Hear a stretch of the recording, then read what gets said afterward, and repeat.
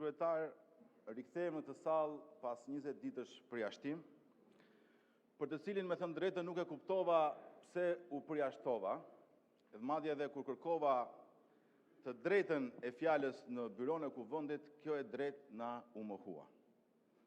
Po më e rënda, zotë kryetar, është që ky parlament me dhunën e kartonave të kuq ka përjashtuar edhe kryetarin e Partisë Mundësia, zotin Agron Shehaj, për 30 ditë tjera.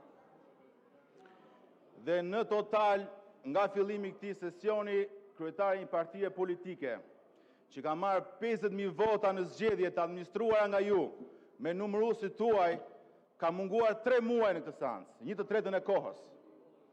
Nëse ju mendoni se ky është parlamentarizëm, ja u them unë, ky është një partitizëm banal.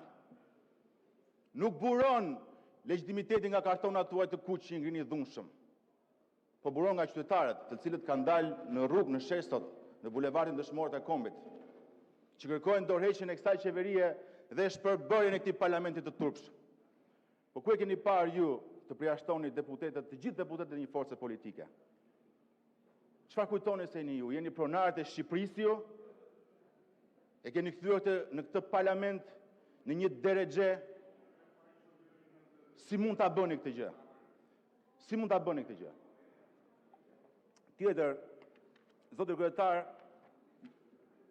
vetëm sot u informuam, sapo erdha në seancë, me letrën tuaj, që kërkesat tona për interpelanca, për pyetje përgjigje, të gjitha, janë anulluar nga ana juaj. Na thoni që me që ju keni folur për Zvërnecin, për rjollin e parlament, nuk mund ta pyesni më ministrin e Brendshëm për këtë çështje. Po si mund të ta shkelni kaq dhunshëm kushtetutën? Si mund të ndaloni një deputet të flasi për çështje që do ai, që është votuar ai? Nuk është parlament ky, zoti kryetar. Nuk është parlament ky. Nuk mund të pyesim ne ministrin e Brendshëm, pse? Sepse pas kemi pyetur në një seancë të kaluar. Nëse ju i thoni parlament këtij, nuk e di çfarë mund të them më tepër. Nuk e di çfarë mund të them më tepër. Dhe ajo që donim të ngrinim në këtë interpelancë me ministrin e Brendshëm, i cili me sa duket e kalon kohën duke sulmuar individ nderuar që flasin për protestën dhe mbrojnë qytetarët, veçanërisht avokatët, apo intelektualë që flasin ka guxime dhe të flasin, dhe nuk merret me policinë e shtetit që ka dalë nga shinat e ligjit. Një polici shteti që teksa po vija këtu në parlament, kishte rrethuar gjithë parlamentin me blinda, me qindra policë, edhe pse s'kishte asnjë protestues aty. Pse? Sepse ju trembët një vezë ju. U trembët nga vezët ju. Si mundet që deputetët mos pyesin ministrin e Brendshëm për këtë gjë? Do ta pyesim edhe për Zvërnecin prap, po patjetër. Sepse kur ndodhi dhuna në Zvërnec nga bodyguardët e oligarkut dhe kompanive private, disa ditë me vonesë ministri tha ja u hoqëm licencat të këtyre kompanive. Ka raportime serioze që të njëjtat kompani thjesht kanë ndryshuar emrin, zoti ministër. Për këtë donim të pyesim neve ju. Për këtë donim të pyesim. Dhe për të njëjtën situatë ku mbi 120 ditë banorët e rjollit protestuan në fshatin e tyre, që u troqën dhunshëm dhe u rrahën nga policia private, nuk folët kurrë për këtë gjë. Kur ne kërkonin të flisim parlament për rjollin, ju na censuronit. Dhe tani prapë kërkonit na censuronit. Po nuk e pat ju dhunën e policisë private në rjoll, zoti ministër, nuk e pat ju atë dhunë atje, se si triqin zvarr?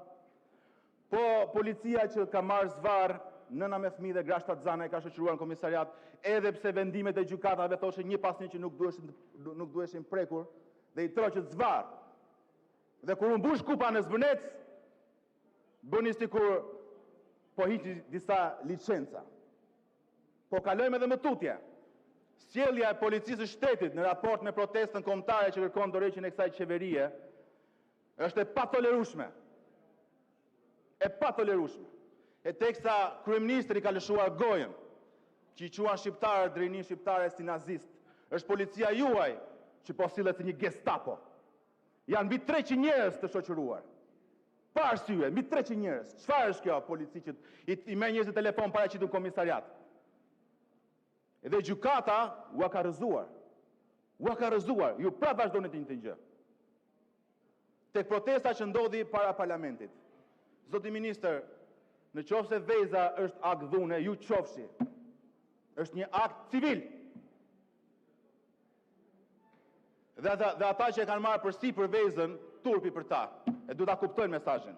Ashtu si të bëjnë xhiro në gjithë Tiranën, edhe të shikojnë portretet e tyre që janë ngjitur në koshat e plerave.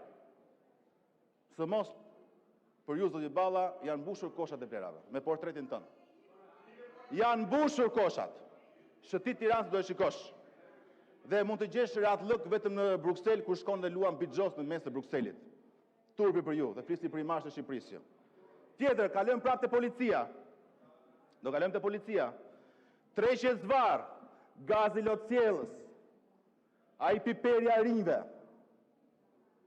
dhuna me shelma, goditje në komisariate.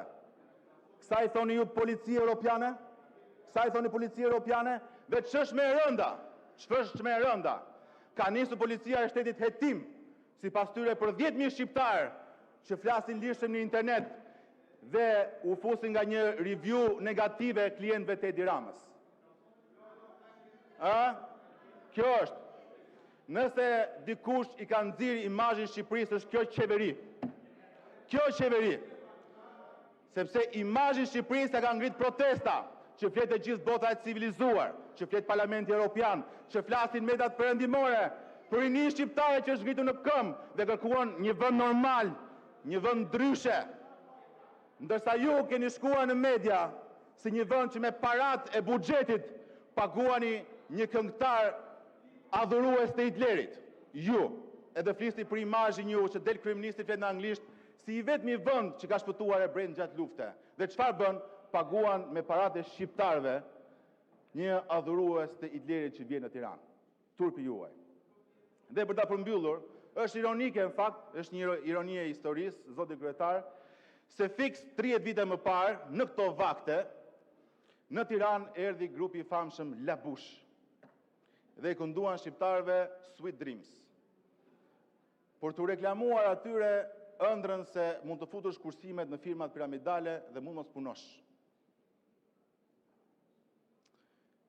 E dim se çfarë ndodhi disa muaj më pas. Ju sot po bëni të njëjtën gjë. Por vetëm me ndryshimin e vetëm se ndërsa atëre këngëtarët i paguanin firmat piramidale, sot ju keni futur dorën në xhep të shqiptarëve, keni marrë paratë dhe keni paguar të këngëtarë. Historia përsëritet. Ndaj thirrni mendjes, ktheni legitimitetin në këtë parlament, mos tentoni të ndërprisni fjalën deputetëve, mos tentoni të përjashtoni më, sepse ndryshe do largoni me turp. Të largohesh nga politika është një gjë shumë normale, por të largohesh me turp është diçka krejt tjetër, dhe ky do të jetë fundi juaj. Kalojmë procesin e votimit. Votimi është i hapur me karton. Hedhim në votim kërkesën e deputetëve për zhvillimin e interpelancës. Kush është pro, kundër, abstenim?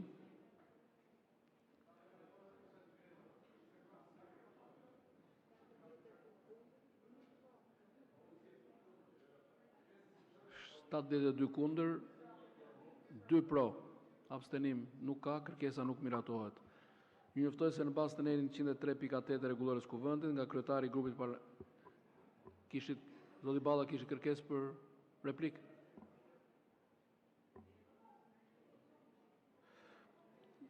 Është kërkuar zhvillimi i debatit për projekt rezolutat që janë sot në rendite. Koha e debatit është jo më shumë se 120 minuta dhe ndahet në mënyrë të barabartë ndërmjet shumicës dhe pakicës, duke marrë në konsiderat edhe deputetët jashtë grupeve parlamentare. Minutazhi për debatin është si vijon. Grupi parlamentari i Partisë Socialiste 71 minuta, Grupi parlamentari i Partisë Demokratike 30 minuta, Grupi parlamentari Alianca për Ndryshim 6 minuta, Grupi parlamentar Partia e Lirisë 6 minuta, deputetët jashtë grupeve parlamentare 7 minuta. Para se të vijojmë me rendën e ditës, zoti Redi Muçi ka kërkuar fjalën për procedurë. Faleminderit zoti kryetar. Meqense kolegët nga dyja palët morën rrugën për në Strasburg për të nënshkruar rezolutën me Parlamentin Evropian, edhe pse disa qarta si shkuan aty për të luajtur letra, për të pirë verë apo për të takuar me Fredi Belerin, Sidoqoftë, thirrja ime është që me parti në pushtet nuk mund të nënshkruhet asnjë rezolut e përbashkët, e cila nuk merr për bazë kërkesat e protestuesve për anulimin e ligjeve grabitqare që kjo qeveri ka miratuar. E para, anulimin e ligjit 21/2024 për ndryshimet në zonat e mbrojtura, që ka hapur rrugën masakrës mjedisore në Pish-Poronart, për cilëm kam folur që më datën 7 maj nga kjo sallë, e përsërin datën 21 maj nga kjo sallë, po që për kolegët e mazhorancës me sa duket ka rënë në vesh të shurdhër. E dyta, anulimin e ligjit për investitor strategjik, i cili u ka zhvatur të drejtën e pronës komuniteteve të tëra për t'ia dhënë miqve pranë Edi Ramës, për të betonizuar dhe bunkerizuar mbar Bregdetin e Shqipërisë, që nga Velipoja Rjolli deri tek rezorti i koleges tuaj strategjike, deri tek pika e Voçkël e koleges tjetër. Anulimin gjithashtu të paketës së maleve, që është po e njëjta tentativë për zhvatjen nga drejta e pronës tashmë në zonat malore, në ato malet të cilat i kanë bërë ballë pushtimit otoman dhe pushtimit serbe, që pa dyshim do t'i bëjmë ballë edhe një diktatoruci si Edi Rama. Kam edhe një thirrje të fundit që ja drejtoj Taulantit, i cili për çdo ditë merr ato fotot e orës 7 nga protesta dhe tallet me protestuesit. I them që Taulant, ki kujdese përballë nuk ke më Saliun, përballë ke rinin shqiptare që për plot 43 ditë po broret për një Shqipëri të re, dhe vazhdo me syleshsin tënde të tallesh me të rinjt që janë aty, dhe që pas 43 ditësh me radhë, sot ndoshta janë pak më pak se sa para disa javësh, por unë do të përgjigjem në emër të tyre, edhe pse jo me fjalët e mia, por me fjalët e personazhit nga romani i Victor Hugos, me fjalët e Gwynplenit, i cili thot: "Milord, po ju them se populli jam unë. Sot ju po më shtypni, sot ju po më tallni, por mos harroni se mjafton që akulli të kriset dhe gjithçka merr fund. Dridhuni, milord." Faleminderit. Faleminderit. Replik zoti Balla.